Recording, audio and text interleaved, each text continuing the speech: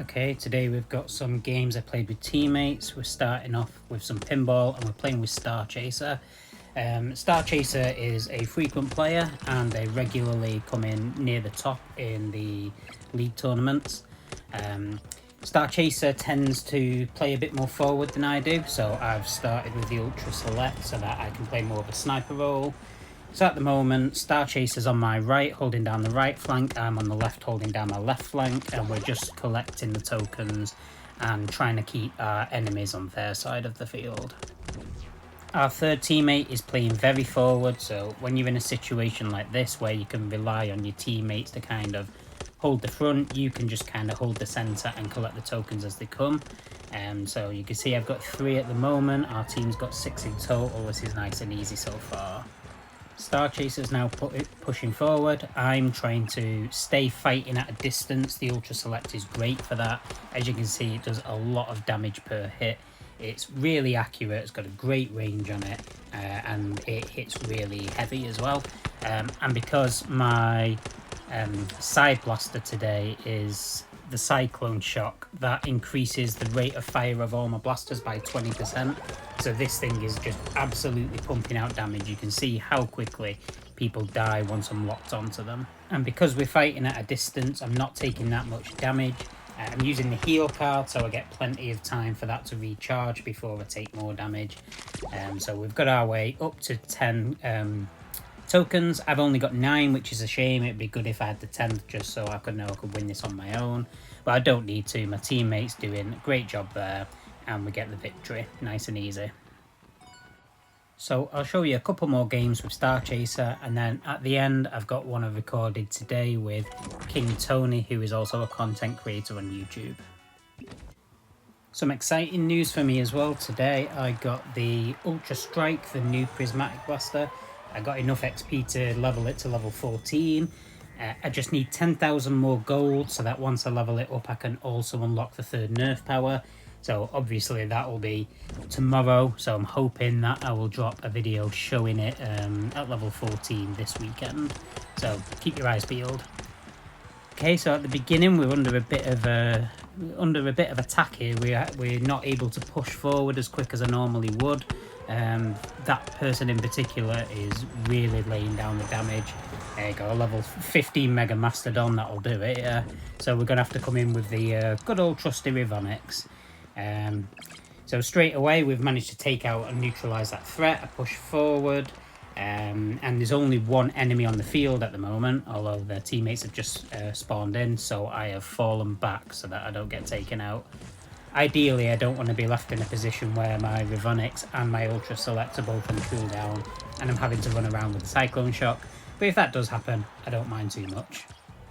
So you might have noticed a second ago, Starchaser got blindsided by the pinball.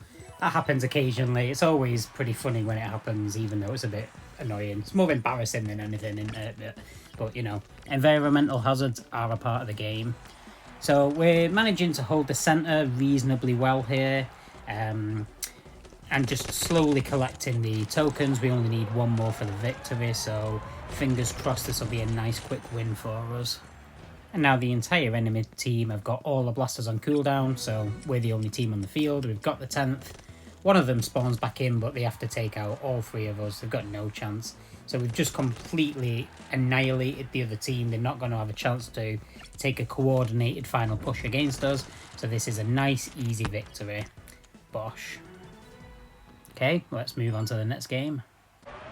So Pinball Arena 4 is great for using the Ultra Select on because you've got lots of pillars to hide behind, but you also get really long lines of sight across the field. So what you could do is you can kind of run up to the scenery, you can hug near it, and then you can just take people out on the other side. So you can see there, halfway across the field, straight away we're taking them out, and we're not in any danger from the people coming on the left because of the cover that was provided by the pinball cover. So we managed to take them out quickly. I get forward and I've managed to take the token. So second wave's coming and I get knocked back with some heavy damage there, and I've had to use my heal card. So we need to try and fight our way back to the middle ground. And they're advancing on us pretty quick here, so I fall back. We want to stay near our base until we can repel this attack and then push our way forward again. So that was a pretty hairy push coming from the other side, but we've managed to successfully repel them, taken all three out, so we've got the opportunity to push forward, but they're advancing very quickly down the left flank, so we need to be careful. So we've had a right back and forth there, and you can see there's tokens just littered all over the place because no one's managed to control the centre. Get that opportunity to run up, grab them, and then I fall back again to behind some cover.